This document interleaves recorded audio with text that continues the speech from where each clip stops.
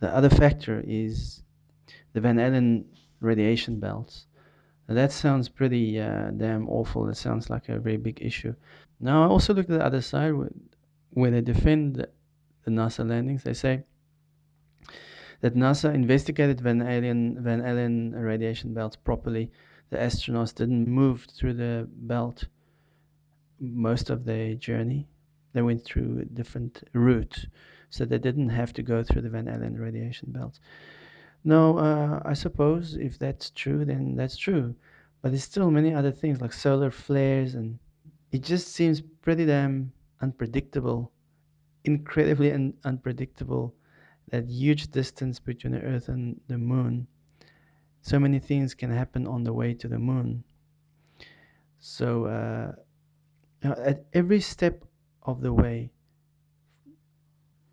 there's something. There are new factors, new questions that arise. So that's the second thing. So back to Neil Armstrong. I feel sorry for Neil Armstrong.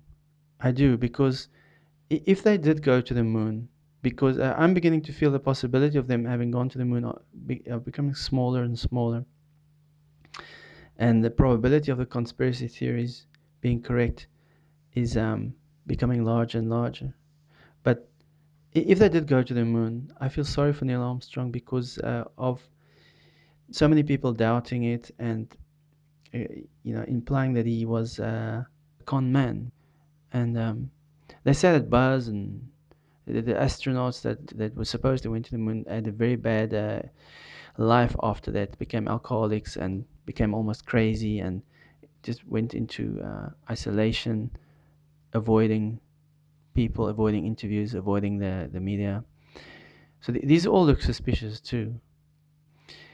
So if they did go to the moon, I would feel sorry for Neil Armstrong, for anybody doubting him, because he certainly would be, if that happened, he was one of the most prominent people of the whole century. Uh, yes, but if they didn't go to the moon, I would feel sorry for him too, because you don't know what kind of pressure they might have been under. It wasn't just a matter of making trying to get the aid of the Russians, like some because of some sort of dare. There was a Cold War going on, and it was a very, very serious issue, and it was a Cold War.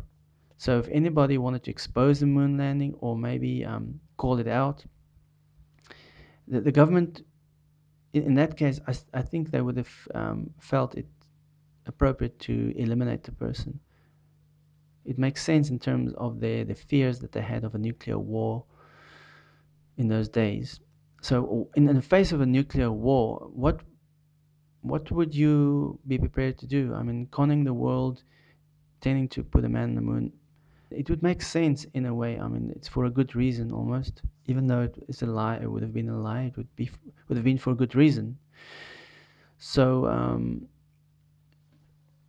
yeah, so I would feel sorry for Neil Armstrong because you wouldn't know what kind of pressure he was under, and I wouldn't want to walk around with a secret and a lie like that. I mean, especially if the whole world thought I was someone I knew I wasn't that someone.